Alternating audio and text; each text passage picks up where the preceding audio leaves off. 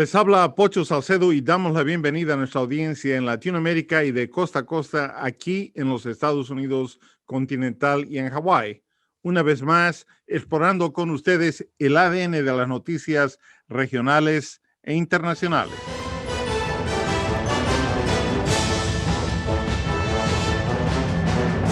Este es un programa que examinará a China a través de los ojos de un periodista y autor que vivió y trabajó en ese país por 30 años.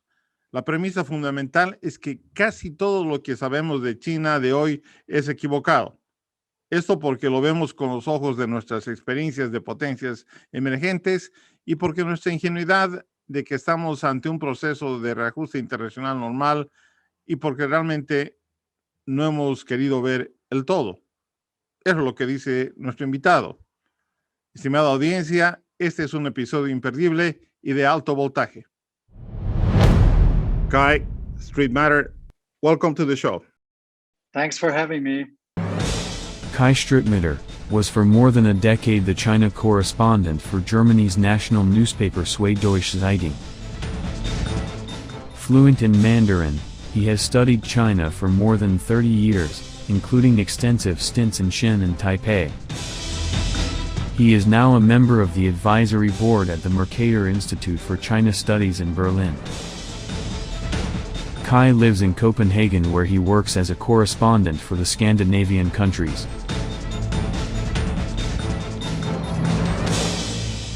Kai, we will start with a broad question. Reading your book, it will seem that the general idea that we have of contemporary China is naive, wrong, and colored by our own beliefs of what a typical emerging world superpower is. However, you point out that China is not the average nation domestically and internationally. Would you elaborate that a little bit, please?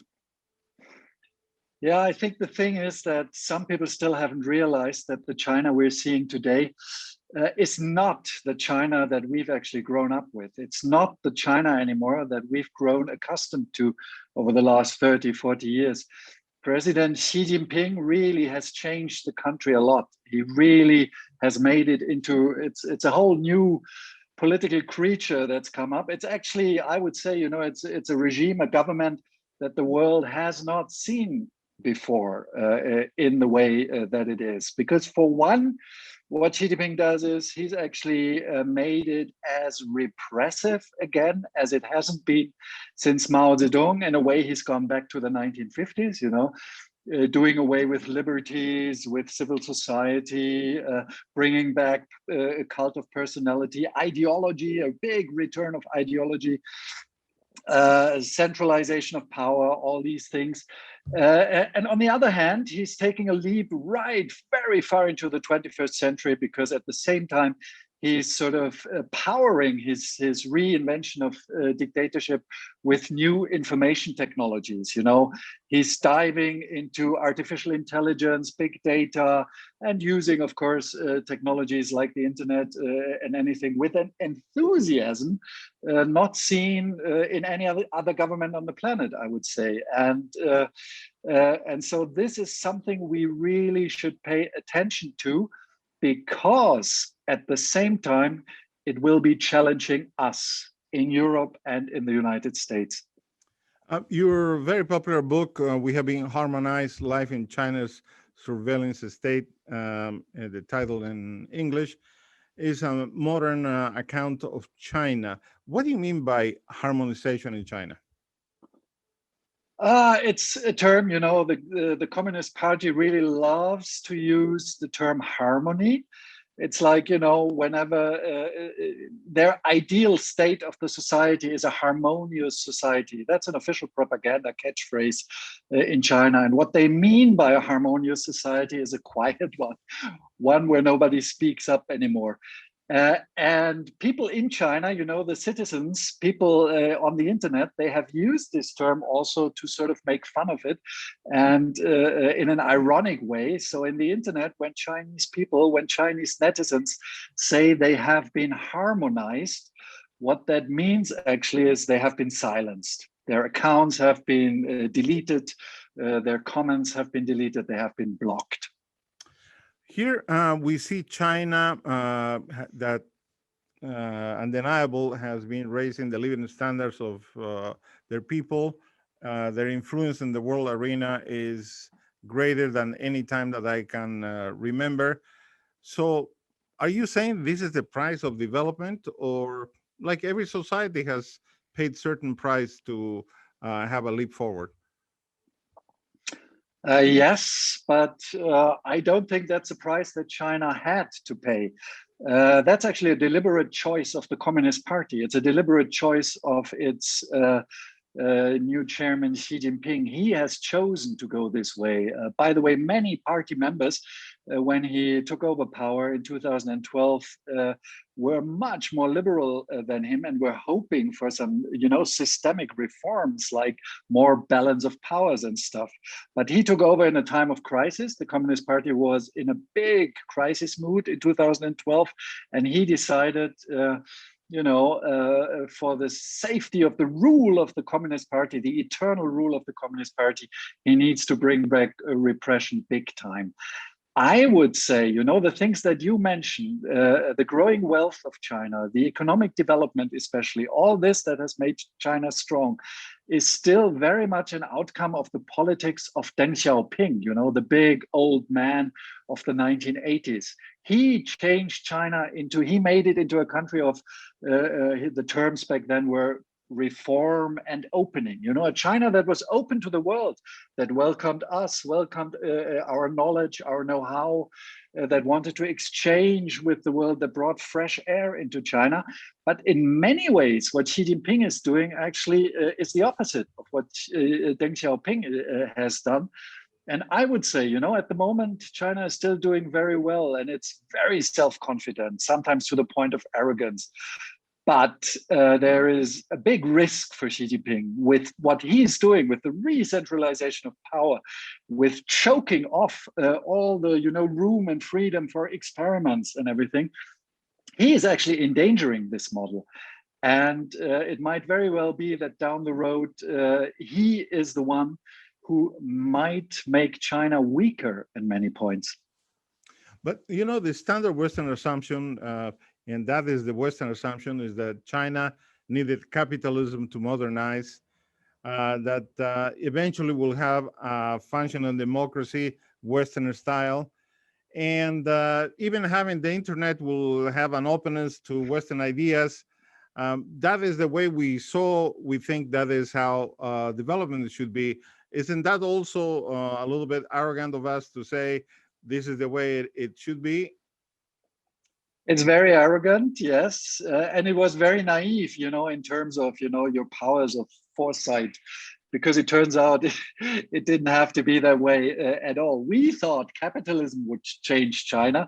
We thought the internet would change China. Suddenly we're at the point where somehow the opposite seems to happen. Suddenly China is changing capitalism and the internet at the same time. With technology, that's actually very interesting, because we had all these prophets of high-tech applications telling us that modern technology would bring freedom everywhere in the last corner of the planet. And they've been doing this for decades. They've been telling this us with the mobile phones. They've been telling it to us with satellite TV, and then with the internet. And it turns out in China, actually, you have a communist party, you have a dictatorship that is not only not afraid anymore of these modern technologies, but actually has fallen in love with it. They love it. They love the internet. They love artificial intelligence, big data, because they have discovered it actually suits them very well. It actually perfects their rule. Before we go to the break, I have to ask you this question. The West engaged with China, hoping to change China. Is the West changing China, or the other way around? Is China trying to reshape the globalization? Are we talking about globalization 2.0 here? We are actually, at least that's what China is trying to do. This is also something very new. China was always very passive in international politics until 3 or 4 years ago. Now Xi Jinping comes out and says, this is a new China. Not only am I going to change China domestically, now we want to march into the center of the world, and we want to give the world the Chinese wisdom. Of course, he's not talking about Confucius and Lao Tzu and Feng Shui. What he means is the norms and values of Leninist dictatorship. He wants to shape the world also in the image of the Communist Party, a little bit at least. So this is the big challenge we are facing. Well, and actually, I think with the obviously with the differences, many superpowers have been trying to project their own form of life throughout nations across the world. And just let's see the Middle East, how the West has unsuccessfully tried to change their culture. Well, it is a fascinating walk through China from the inside out. Kai is lived in China on and off for 30 years. So we're going to hear more about this, and stay tuned. We're right back.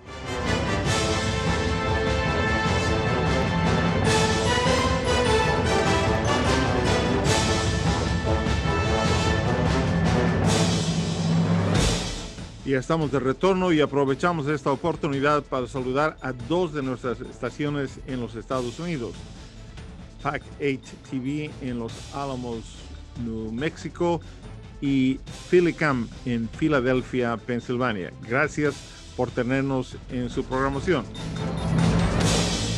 We are with Kai Street Matter, and he is in Copenhagen, Denmark, and he joins us today. We're having a look at the inside of China from the inside out, and he has his ideas. Some of them are new concepts, but for most of the people, including myself. However, I think that there are many, many angles to see China. One of those angles is something that you talk about and you refer as the perfect art of collective amnesia. The Communist Party seems to have, in your words, remarkably successful at this. You make reference to the anniversary of the Tiananmen Square massacre and others that are systematically, in your view, erased from the public record. Tell us about it.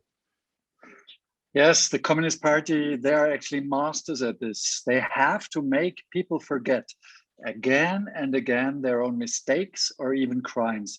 Tiananmen Square is a perfect example. You know, when there was the 25th anniversary of Tiananmen Square, there was one of my colleagues from NPR, an American colleague. She went to Beijing University, and that's the university where the Tiananmen democracy movement started. And don't forget, it was like at the height, there were 2 million Beijingers marching on the streets of Beijing. And of course, the most iconic picture of this Tiananmen protest is the tank man.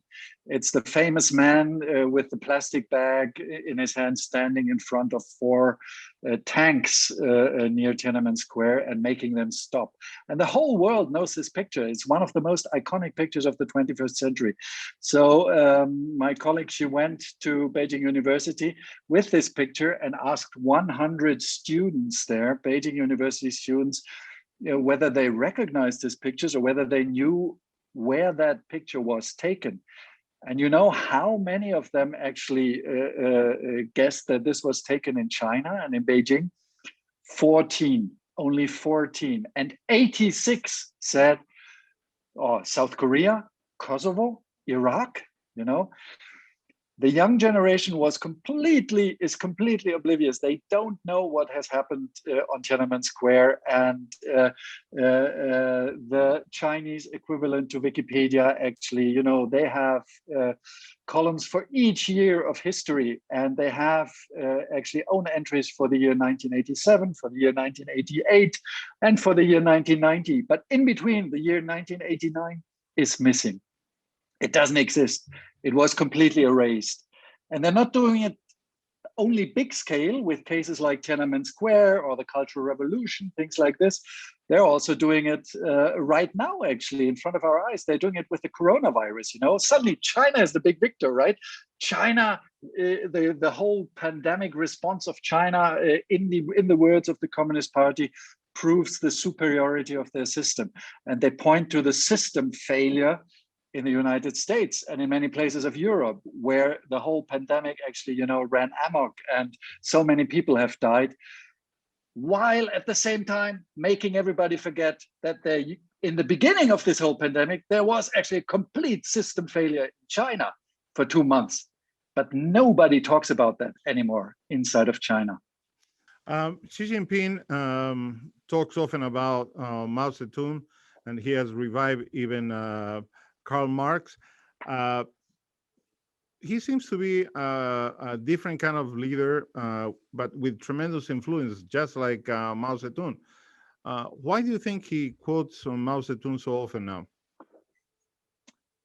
Well, yeah, he's the strongest, for sure, the most powerful leader since Mao Zedong. He's a completely different character because Mao was the eternal rebel, and he loved chaos, he loved anarchy if it suited his power. Xi Jinping is the opposite. He loves stability. He's a freak for control and stability. But of course, there are several reasons why he likes to quote Mao Zedong. One of them, of course, is Mao is like the great godfather of the People's Republic. He is the founder. He's a central symbol of the whole party state. His picture is still on the banknotes, on all the banknotes. His picture is up on Tiananmen. So this is something a lot of the party, a lot of the propaganda revolves around, and they need a figure like this. So this is one reason. And another reason is he actually borrows some of the mechanisms and instruments that Mao Zedong used. For example, mass campaigns. If he's tackling problems like corruption, he's not doing what many people advised him to do in 2012, even inside his party, strengthening judicial independence, strengthening media oversight, something like separation of powers. But on the contrary, what he's doing is he's reverting to old style Maoist mass campaigns, and they work for a while. And if we look at the anti-corruption campaign, it's actually remarkable because the stamina he has. It's been the longest anti-corruption campaign for decades. But in the end, it's only that. It's a campaign. It doesn't tackle the roots of the problem. And once other problems will, once he has to face other problems, big style, and he's forgetting about the corruption, it will pop up again like this. Please tell us about the social credit system. What is that, and what is wrong with rewarding those good citizens and punishing those bad citizens? In many ways, the West has ways to do that, to punish and to reward behavior. But give us your view of the social credit system in China, and what is it?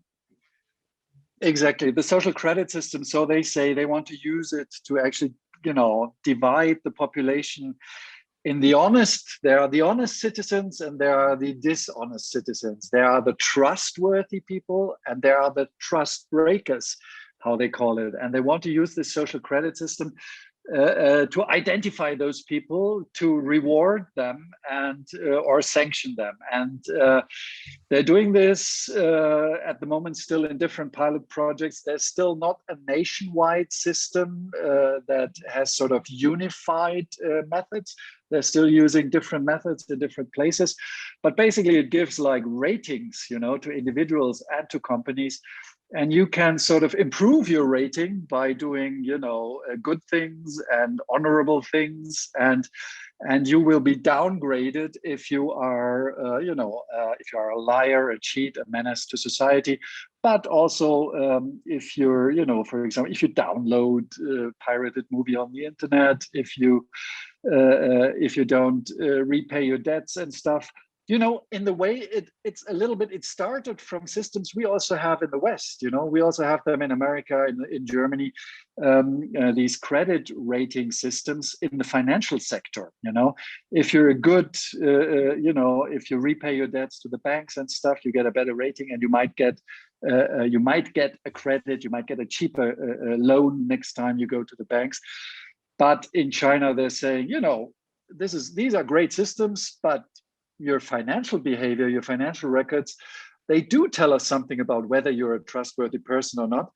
But let's be honest, one of the advisors told me, Mr. Strittmatter, let's be honest, how you treat your parents, or how whether you jaywalk in the streets or whether you pay your metro ticket or not, doesn't that tell me much more? We want to record everything, every single step that you do in your social life and also in your moral behavior. And all this then comes together and gives you a good credit rating, or puts you on one of those blacklists if you're downgraded, these blacklists that already exist. And if you're downgraded, actually already in the year 2018, I think 17 million times Chinese citizens were denied a plane ticket. They were not allowed to enter a plane because their social credit rating was too bad for that. You're not allowed to get on a plane. You're not allowed to get on a high-speed train, for example. And your question, of course, you're right. Some of this behavior we also don't like in the West, mistreating our parents, jaywalking.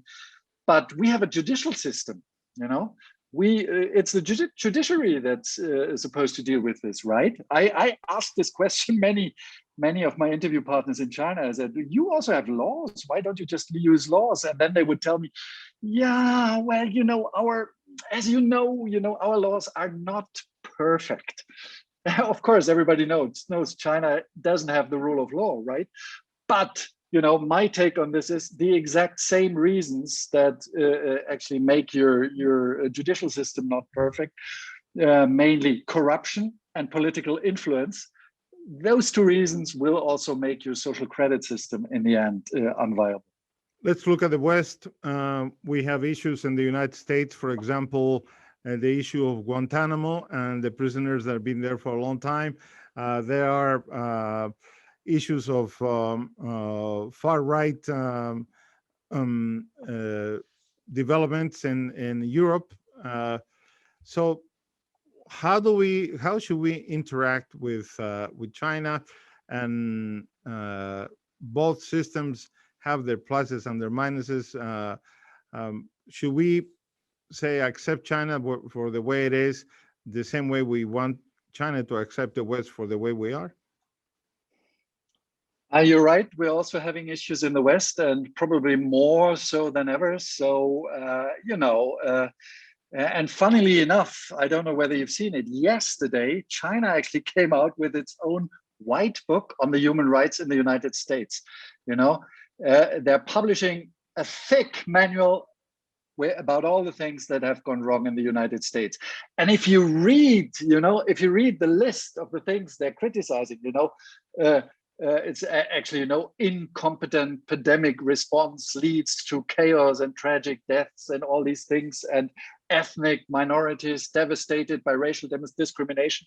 Actually, of the 7 or 8 main chapters that they have, if you read the headings, actually, very often you're inclined to say yes, it's true. They do have a point there. So actually, the very first thing we need to do actually is getting our own house in order. We definitely need to do this, and maybe the United States at the moment more than all the other countries, because a lot of damage has been done under Donald Trump, and Donald Trump has made it very easy for the Chinese to say we are all hypocrites. We are all hypocrites, and this very cynical argument. Aren't we all the same? We have human rights violations, but don't you too? We have corruption, but don't you too? But of course, while a lot of this criticism is justified, there still is a major difference, is that the systems are completely different. And that's not only a difference of quantity, it's a difference of quality. On the one hand, you have Europe and you have the United States, which still are democracies. There still is division of power. There is freedom for the people. There is actually, all people have a right to go to courts if they suffer from injustices and stuff. On the other hand, you have China that is not only an authoritarian country anymore, not only a dictatorship anymore. It has always been a dictatorship, but even more, it's actually on its path to becoming once more again, like under Mao Zedong, a totalitarian state. And that is a very big difference. And you say, should we accept how China is? Of course, as democracies now, we are in a new competition of systems now. China sees this as a competition of systems. It also sees it as a battle of values. And it's forcing this battle of values onto us now.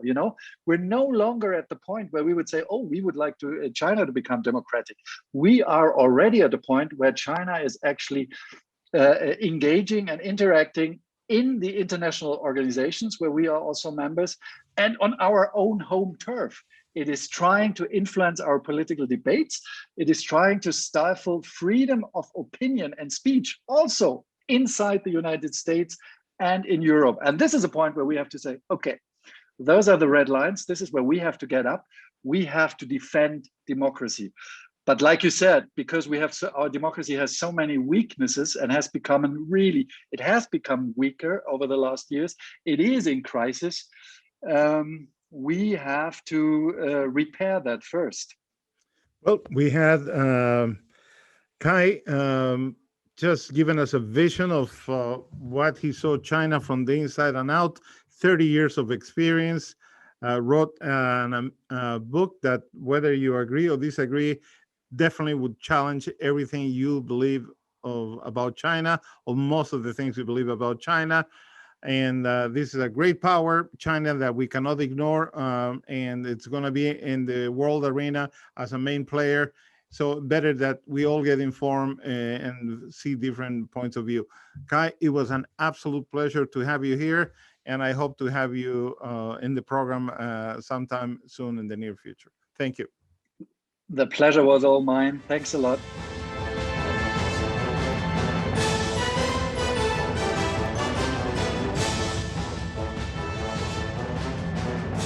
China tiene miles de años de historia escrita, ha reinventado el país varias veces en los últimos 75 años y se ha proyectado internacionalmente con mucha fuerza. Todas estas transformaciones han tenido un apreciable impacto doméstico y también en la comunidad global. Para algunos es un hecho positivo, para otros no lo es. Sin embargo, lo más importante es ver China con sus grandes luces y sombras. Es un tiempo de hacer una actualización de nuestro conocimiento sobre esta superpotencia.